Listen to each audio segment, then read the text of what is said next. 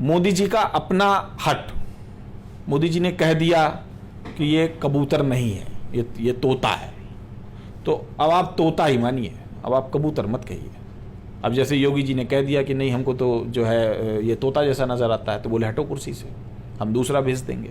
सभी सरकारें किसान हितों की बात करती हैं, लेकिन अधिकांश बातें भाषणों के दायरे से बाहर नहीं निकल पाती। दिक्कत कहाँ है? क्या सरकारों की नीयत नहीं है, या नीयत है लेकिन नीतियाँ इम्प्लीमेंट नहीं हो पा रही? देखिए, बेसिक है किसान के पास एक कीमती चीज जिसको कहते हैं जमीन। हर सरकार को जमीन चाहिए, कौड़ियों के दाम चाहिए, फ्री में चाहिए। सरकार बनाने के बाद उन्होंने कहा, सरकार बनाने से पहले भी कहा कि हम किसानों के लिए करेंगे। उन्होंने कहा देश में हर हाल में हम महंगाई और चीज़ों को रोकेंगे। आज हालात क्या हैं? आज हालात फिर वही खड़े हैं। कांग्रेस की रिपीटेड पार्टी है भारतीय जनता पार्टी। जो कल कांग्रेस थी, आज वो भारतीय जनता पार्टी है।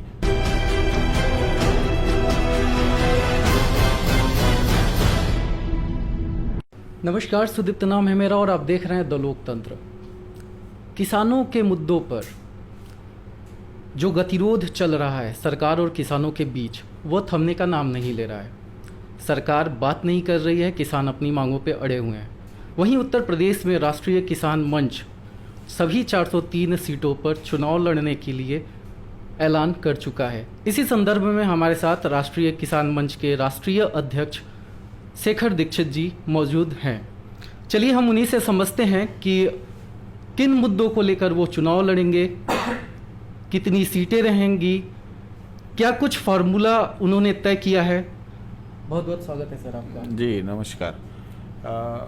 हम लोग 403 सीटों पर उत्तर प्रदेश के पूर्ण चुनाव लड़ना चाहते हैं, और ऐसा इसलिए भी सोचा गया कि आप देख रहे हैं कि पिछले 7 महीने से अधिक हो जाने पर भी किसानों की बात सरकार मानने को तैयार नहीं है।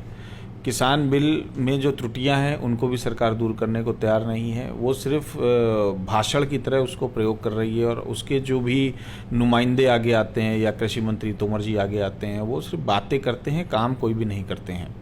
ये तो एक बिंदु है। अब आप पहले जाइए तो आप ये देखेंगे कि स्वामीनाथन कमेटी रिपोर्ट जब आई तो भारतीय जनता पार्टी ने बड़ा बढ़ चढ़ के कहा था कि इसको लागू होना चाहिए। उसके बाद जब बहुत जगह भूमि अधिग्रहण को लेकर समस्याएं हुई, तब भारतीय जनता पार्टी ने लगातार इसको लेके कहा कि स्वामीनाथन कमेटी की रिपोर्ट जो है वो लगनी चाहिए, लागू होनी चाहिए। किसानों को समस्या है, किसानों को उनका फसल का सही मूल्य नहीं मिलता है। लेकिन जब सत्ता में आई तो क्या किया? ये सेकंड टाइम मोदी जी प्रधानमंत्री हैं। ऐसा नहीं है कि अभी अभी आए हैं और अभी अभी हमने कोई मांग रख दी है या हम बात कर रहे हैं। हमने पूरा 5 साल उनको देखा कि वो करेंगे, हो सकता है करेंगे, हो सकता है करेंगे। 5 साल में उन्होंने किसानों के लिए ऐसा कुछ नहीं किया जो ज़मीनी और तौर पे उनको मजबूत करता। उनको सम्मान निधि दे देना, उनको सब्सिडी बंद कर देना, या उनको कर्जा माफ़ कर देना, ये किसी समस्या का समाधान नहीं है। ये बात बिल्कुल मैं मतलब जिम्मेदारी से कह रहा हूँ कि ये किसी समस्या का समाधान नहीं है। किसान की समस्या का समाधान है उसकी फसल का उसको सही मूल्य मिले। मजदूर की समस्या का समाधान है कि उसकी मेहनत का उसको सही मेहनताना मिले। ये समाधान नहीं है कि आप 10 साल में एक बार उसको किसी चीज़ की छूट दे देंगे या उसके कार का या बिजली का लोन माफ़ कर देंगे। ये उससे उसके परिवार का कोई फ़र्क नहीं पड़ने वाला है। दूसरी बात यह है कि कृषि प्रधान देश है, और कृषि प्रधान देश होने के साथ साथ आप जब देखेंगे कि पिछले 15 सालों में मज़दूरों की संख्या बहुत बढ़ी, खेतिहर मज़दूरों की संख्या बहुत बढ़ी। जो मंझोले किसान थे वो टूट गए, उन्होंने अपनी ज़मीन छोड़ी या ज़मीन किसी न किसी तरीके से दूसरों के हाथ में चली गई, तब वो भी मज़दूरी के रास्ते पे आ गए। आज जिस मजदूरी के रास्ते पर वो बढ़ते जा रहे हैं और किसानों की ज़मीन कम होती जा रही है, उसका सलूशन सरकार के पास कुछ नहीं है।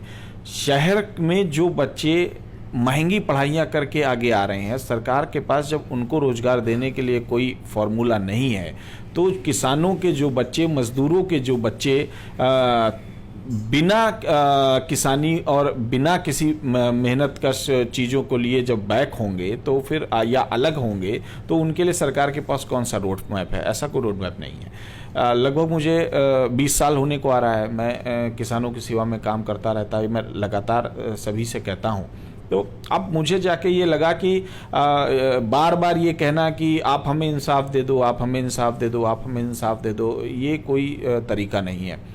लंबे समय तक हम जाति की समस्याओं से जूझते रहे, जाति की समस्याओं में वोट करते रहे, फिर हम धर्म की समस्याओं से जूझते रहे, हमारे धर्म संकट में हम वोट करते रहे। पेट की समस्या से अभी तक कोई जूझा नहीं है, पेट की समस्या के लिए किसी ने अभी वोट नहीं किया है। तो इसलिए किसानों के पास उनका एक फोरम होना चाहिए जो सरकार पे दबाव बनाने के साथ साथ संसद में और विधानसभा में प्रतिनिधित्व भी करे, और जो ईमानदारी से प्रतिनिधित्व करे, जो किसी और के साथ ना जाए। इसलिए एक पार्टी बनाना भी ज़रूरी है और किसानों का चुनाव लड़ना भी ज़रूरी है। मतलब किसानों का भरोसा सरकार पर से उठ गया और इसलिए वो प्रतिनिधित्व की सोच रहे हैं। बिल्कुल ठीक बात है। हमारा लगभग 40 से अधिक किसान संगठनों से वार्ता हुई। हमने बहुत सारे उत्तर प्रदेश और उत्तर प्रदेश के बाहर के किसान संगठनों से भी बात करी। जो बात समझ में आई, वो बात यही समझ में आई कि चुनाव के समय हमको तरह तरह के फॉर्मूले दे के फंसाया जाता है और चुनाव के बाद 5 साल हमको दौड़ाया जाता है। इससे हमारा कौन सा विकास? किसान जल्दी बूढ़ा हो रहा है, जल्दी मर रहा है और उसके हालात ख़राब हैं, क्योंकि दाम नहीं मिलने से ना वो अपने बच्चों को अच्छी परवरिश दे सकता है, ना वो अपनी अच्छा कोई जीवन यापन कर सकता है, ना उसके बच्चे पढ़ने के बाद कोई रोजगार ही पा सकते हैं, क्योंकि सरकार के पास तो रोजगार भी नहीं है। अगर ऐसा कहें कि कल को किसान का बच्चा बहुत पढ़ लिख गया और उसको आप रोजगार दे दीजिए, तो आप क्या रोजगार दे दोगे? आपके पास देने को तो कुछ है नहीं। आप उसको लास्ट में यही कहोगे कि आप किसी प्राइवेट कंपनी में जाके नौकरी कर लो। तो प्राइवेट कंपनी में जब नौकरी ही करना है तो आप किसानी को बढ़ावा दीजिए ना, आप गाँव को विकसित करिए ना। आप क्योटो की बात करते हैं, आप जापान की बात करते हैं, आप जापान की किसानी क्यों नहीं सीखते हैं? आप जापान के गांव के बारे में क्यों नहीं सीखते हैं? आप ये क्यों नहीं सीखते हैं कि जापान ने किसानी में, कृषि में कितनी तरक्की की, आज वहां का गांव कितना समृद्ध है? इस चीज को आप क्यों नहीं देखते हैं? ये भी आपको देखना चाहिए। और जब तक गांव समृद्ध नहीं होगा, आप ना शहरों की समस्याओं का कोई निराकरण कर सकते हैं, ना देश की किसी समस्या का निराकरण कर सकते हैं। सिर्फ आपको यही धार्मिक उन्माद फैला के लोगों को वर्गलाना होगा और बेवकूफ बनाना होगा। और उत्तर प्रदेश के किसानों की बुनियादी समस्याएं क्या है? क्या आप किसानों का भरोसा जीत पाएंगे? क्या आपको यह विश्वास है कि आपका चुनाव लड़ने का, सभी 403 सीट पे चुनाव लड़ने का कदम सही होगा? देखिए, सत्य की राह पे और ईमानदारी के राह पे चलना कठिन हो सकता है, लेकिन उसका भविष्य हमेशा अच्छा होता है। अगर आज किसान, लंबे समय से किसान छलता चला आ रहा है, जिसने उसकी आवाज़ उठाई उसने उसको बेवकूफ़ बनाया। जिन नेताओं ने ईमानदारी से बात करने का प्रयास किया, वो कहीं ना कहीं जाति और धर्म की व्यवस्थाओं में बनके टूट गए। हमारे सामने 2 बड़े चैलेंज हैं। एक चैलेंज ये है लोगों को ये समझाना कि जाति और धार्मिक आधार पे वोट ना करके आप किसानी आधार पे वोट करें, आप अपने भविष्य, उज्जवल भविष्य के आधार पे वोट करें। अब ये बहुत बड़ा टास्क है जो हमको लोगों के बीच जाना है और लोगों को समझाना है। रही दूसरी बात किसानी की समस्याएं, किसानी की बेसिक समस्या जो मैं लगातार शुरुआत से कह रहा हूं कि फसलों का सही मूल्य नहीं मिल रहा है। आज आप देखो किसानी करने के लिए कोई एक आदमी उसमें इन्वॉल्व नहीं होता है। अगर 5 आदमियों का परिवार है तो बच्चे भी उसी किसानी में लगे हुए हैं, महिलाएं भी घर की उसी किसानी में लगी हुई हैं। अगर आप उनका सबका मेहनताना ही जोड़ लें तो आप ये देखेंगे कि आज 1 किलो गेहूं कम से कम 18 से 20 रुपए का होना चाहिए। अगर 20 रुपए का होना चाहिए तो 1 कुंटल कितने रुपए का होना चाहिए? क्या आप जो उसका दाम दे रहे हैं वो दाम सही है? क्या आप 1700 रुपए की खरीद करके आप मोटा मोटा आप ये समझिए कि 35,000 का उसको बेच रहे हैं? क्या ये मार्जिन सही है? आप 1 रुपए का टमाटर खरीद के बाजार में 20 रुपए का टमाटर बिक रहा है। क्या ये सरकार को दिख नहीं रहा है? क्या मंडी व्यवस्था है, बिचौलिया व्यवस्था इस पे हावी होती नहीं दिख रही है? सरकार के पास इसका कोई उपाय नहीं है क्या? नाबार्ड काम कर रहा है, नाबार्ड फूड प्रोसेसिंग के लिए FPO बनाता जा रहा है। FPO काम क्या कर रहे हैं? सरकार एड दे रही है, मदद दे रही है, वो मदद नीचे खत्म हो जा रही है। अधिकारियों के भ्रष्टाचार का एक जबरदस्त जंजाल है, उसके नीचे कोई भी आदमी पनपना नहीं चाहता है। तो इस सहारे मुझे नहीं लगता कि देश की जो कृषि व्यवस्था है उसमें कोई बदलाव आएगा। किसानों के पास बेसिक समस्या जो है, पहला कि उसके पास पूंजी नहीं है, क्योंकि हर बार वो घाटे की खेती करता है। घाटे की खेती करने की वजह से वो या तो साहूकारों के कर्ज के बोझ तले दबा होता है, या किसान के किसी जो केसीसी बनाते हैं उसके बोझ के तले दबा होता है। उसकी ज़मीन सरकार वैसे ही बंधक बना के आज की डेट में रखे हुए है। वो उससे कमा क्या रहा है? वो बस जिंदा है, और वो जिंदा रहने को ही बहुत बड़ी उपलब्धि मान रहा है। अभी उसको पता ही नहीं है कि दुनिया में और भी आयाम है, और भी खुशहाली है, समृद्धि है, और भी बड़ी संस्कृति है। सिर्फ हम संस्कृति की बात करते हैं, बेसिक उस पर नहीं जाते हैं। और इसलिए मुझे लगता है कि अभी किसान ने एक्चुअल जो किसानी का मज़ा है वो चखा ही नहीं है। अगर वो चखेगा तो मैं निश्चित कह सकता हूँ कि देश में किसान के सिवा दोबारा कोई बात नहीं होगी। किसान मानसून सत्र में संसद के बाहर बैठने की तैयारी कर रहे हैं। राष्ट्रीय किसान मंच की योजना क्या होगी? देखिए, हमने समर्थन किया था। हमने ये कहा था कि अगर किस कृषि बिल में बहुत सारी समस्याएं हैं तो इनको रोक देना चाहिए। हमने कहा था कि अगर उसमें पूंजीपतियों के लिए ज़्यादा ऑप्शंस खुले हैं और किसानों के लिए ऑप्शंस नहीं खुले हैं तो इस पर सरकार को बात करनी चाहिए।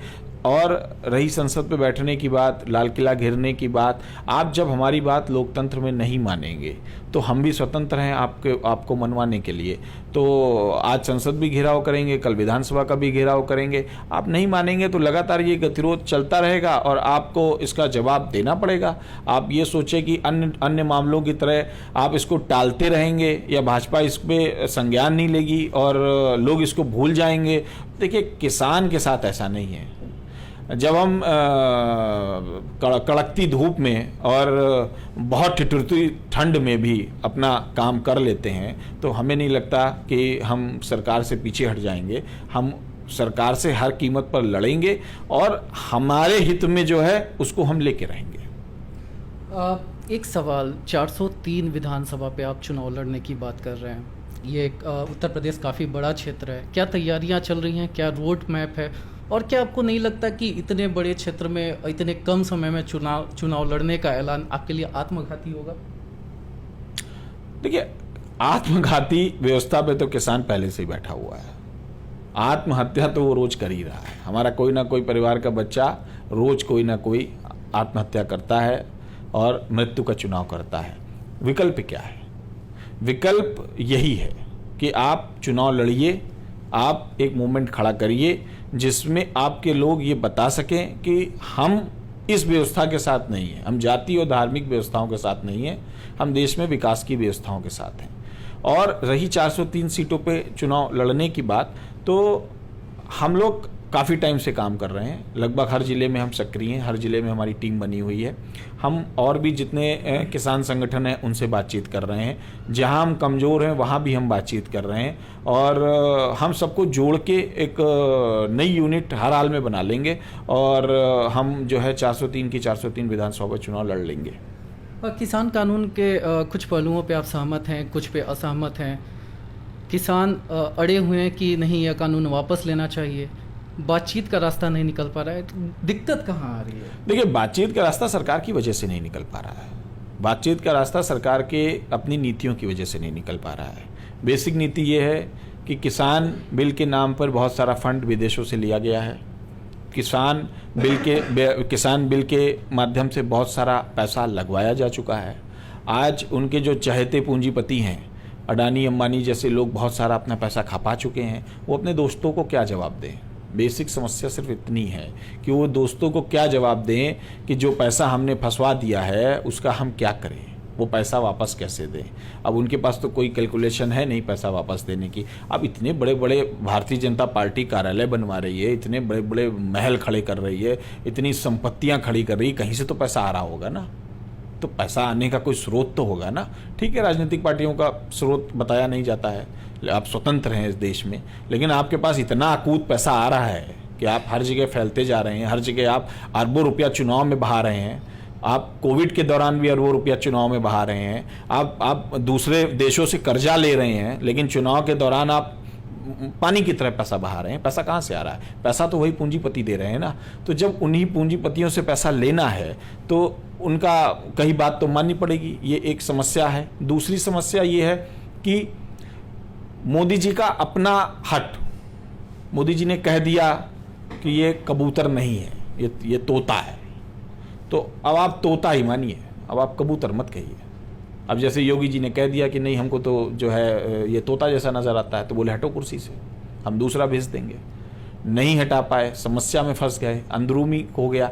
तो ये पुरानी समस्या है। रात में आना, अब आप नोटबंदी के समय देखिए, आना, अपनी बात को अड़क के कहना कि ऐसा ही करना है।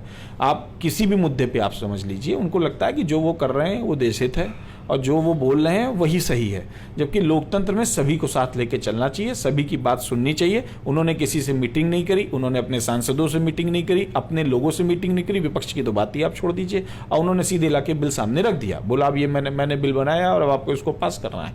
तो ये तरीका लोकतांत्रिक नहीं है, इसीलिए इनको भी दिक्कत है और किसान भी इसमें सहमत नहीं है पूरी तरीके से। सभी सरकारें किसान हितों की बात करती हैं, लेकिन अधिकांश बातें भाषणों के दायरे से बाहर नहीं निकल पाती। दिक्कत कहाँ है?